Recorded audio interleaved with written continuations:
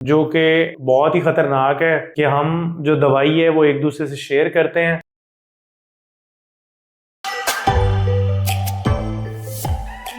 अस्सलाम वालेकुम, welcome to my YouTube channel doctor Fai. उम्मीद करता हूँ आप सब लोग खैर आफियत से होंगे। आज हम बात करेंगे एक ट्रेंड पे जो कि बहुत ही खतरनाक है कि हम जो दवाई है वो एक दूसरे से शेयर करते हैं। ये इट्स वेरी सीरियस। आपको दवाई जो है हमेशा किसी क्वालिफाइड डॉक्टर से पूछ के इस्तेमाल करनी चाहिए। खास तौर पे बहुत सारे पेशेंट्स हमारे पास शुगर ब्लड प्रेशर के लिए आते हैं तो वो हमें बताते हैं जी, जब हम उनसे पूछते हैं कि दवाई आपको किसने लिख के दिया है, वो जी हमारा हमसाया है, उसने वो ले रहा था, उसने कहा जी मेरी शुगर कंट्रोल है, आप ये खाएं। Actually it's not like that. Sugar के ट्रीटमेंट के लिए बहुत सारी अद्वियात हैं और जितनी भी दवाइयां हैं वो सारी हर पेशेंट के लिए सूटेबल नहीं होती। तो हमने बहुत सोच समझ के डिसाइड करना होता है कि ये दवाई जो है इस पेशेंट के लिए है, ये जो दवाई है इस पेशेंट के लिए सूटेबल रहेगी। तो काइंडली इस ट्रेंड को नहीं फॉलो करें। और खास तौर पे एंटीबायोटिक्स जो है वो बाहर के मुल्कों में, आप इवन दुबई मिडिल ईस्ट सारे में आप चले जाएं, फार्मेसी पे जाएं, आपको एंटीबायोटिक नहीं डिस्पेंस करते, नहीं देते आपको। और ये अलमिया है कि पाकिस्तान में जनाब आप किसी भी फार्मेसी में चले जाएं तो एंटीबायोटिक जो है आप उसको कहें जी मेरा गला खराब है, जुकाम खांसी, फार्मेसी वाले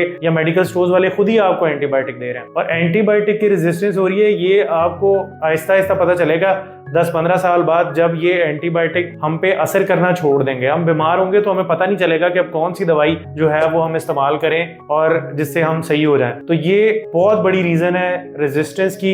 एंटीबायोटिक रेजिस्टेंस के बारे में अवेयरनेस बहुत जरूरी है। और एंटीबायोटिक रेजिस्टेंस के बारे में थोड़ा सा आपको बता दूं कि जो एंटीबायोटिक्स होते हैं वो डॉक्टर ही डिसाइड कर सकता है कि फॉर एग्जाम्पल अगर आपका गला खराब है, जुकाम है, तो इसको कहते हैं अपर रेस्पिरेटरी ट्रैक्ट इन्फेक्शन। या फिर अगर आपको नीचे छाती आपकी खराब है, ये लोअर रेस्पिरेटरी ट्रैक्ट। अब कुछ एंटीबायोटिक हैं वो सिर्फ अपर रेस्पिरेटरी ट्रैक्ट इन्फेक्शन में काम करते हैं, कुछ जो है वो सिर्फ लोअर रेस्पिरेटरी ट्रैक्ट इन्फेक्शन में काम करते हैं। अब स्किन में कोई इन्फेक्शन हो गई है तो कुछ एंटीबायोटिक्स हैं जो स्किन पे काम करते हैं। होता क्या है, ये मेडिकल स्टोर्स वाले और फार्मेसी वालों को पता ही नहीं होता। वो क्या करते हैं, बस हर बंदे को एक ही एंटीबायोटिक दिए जा रहे होते हैं। उससे होता क्या है, ना तो आपको असर आता है और आपको आपकी जो बॉडी है उसमें उसकी मज़ाहमत बनने लग जाती है। और उनको इवन ये भी नहीं पता होता कि इसकी डोज क्या है। फॉर एग्जाम्पल अगर 15-16 साल का बच्चा है, उसमें एंटीबायोटिक की डोज क्या होनी चाहिए, और अगर एक कोई अडल्ट है 40-50 साल का या कोई ओल्ड एज है तो उसमें इसकी डोज दिन और जो स्पेसिफिक एंटीबायोटिक है कि मतलब कौन सी चीज कहां जाके असर करती है, ये सारी चीजें अगर ना पता हो तो आप एंटीबायोटिक इस्तेमाल करें तो ये बहुत डेडली है, ये बहुत खतरनाक है आपके लिए। तो हमेशा एंटीबायोटिक गवर्नमेंट से भी हमेशा डॉक्टर कम्युनिटी की यही रिक्वेस्ट रही है। बहुत प्लेटफॉर्म पे हमने जो है गवर्नमेंट को भी और जो है डीडीओ जो होते हैं हेल्थ के जितने भी इदारे हैं उन सबको ये बहुत बार रिक्वेस्ट की गई है कि ये एंटीबायोटिक जो है ये सिर्फ प्रिस्क्रिप्शन पे देना चाहिए। डॉक्टर की स्टाम्प लगी हो, उसका पीएमडीसी नंबर लगाओ, तब मेडिकल स्टोर वाले और फार्मेसी को तब इजाजत होनी चाहिए, तब वो एंटीबायोटिक दे सकते हैं। उनको खुद से नहीं प्रिस्क्राइब करना चाहिए। ये तो हो गया फार्मेसी और मेडिकल स्टोर्स पे। हम यही एंटीबायोटिक जो ना हम सेल्फ प्रिस्क्राइब भी बहुत करते हैं, हम खुद से ही मेरे पास पेशेंट्स आते हैं, मैं जब उनसे पूछता हूँ ना कि आपने क्या लिया, मतलब अगर आप 4-5 दिन से बीमार है तो आपने क्या लिया, तो वो सारे बताएंगे कोई ना कोई एंटीबायोटिक खुद से वो खा के आए होते हैं। ये भी बहुत डेंजरस है, आपको सेल्फ प्रिस्क्रिप्शन नहीं करनी चाहिए।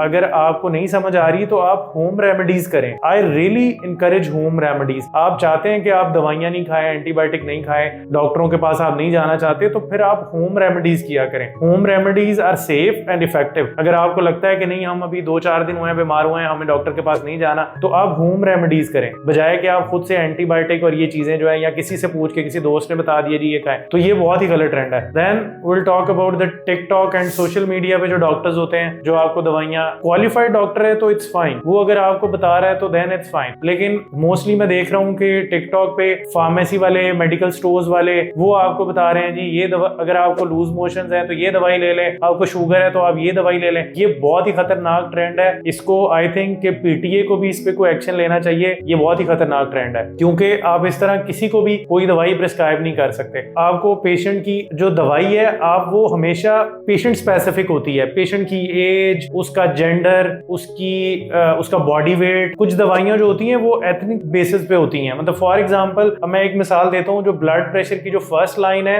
वो ब्लैक जो अफ्रीकन हैं उनमें फर्स्ट लाइन जो ड्रग है वो और है ब्लड प्रेशर के लिए, और लेकिन जो व्हाइट है या फिर हम एशियंस हैं इनमें जो first line drug of choice जो है वो और दवाई है। सो इट मींस कि दवाइयां जो है ना, ये मैं बहुत बार कहता हूँ कि ये कोई गोली टाफियां नहीं है कि आप जो है इसको बड़े आराम से जी आप इसको कह दें ये खा लो वो खा लो, या आपको बेसिकली आपको अवेयरनेस होनी चाहिए कि आप किसके कहने पे ये दवाई ले रहे हैं। तो खुदारा ऐसे ट्रेंड को नहीं फॉलो किया करें, हमेशा किसी क्वालिफाइड डॉक्टर से दवाइयां लिखवाया करें, अदरवाइज आपको आइडिया नहीं है कि आप अपने साथ क्या कर रहे हैं। बहुत शुक्रिया। वीडियो अच्छी लगे तो शेयर करें, हो सकता है कि कोई जो स्टैंड से इस वीडियो देखने के बाद नुकसान से बच जाए।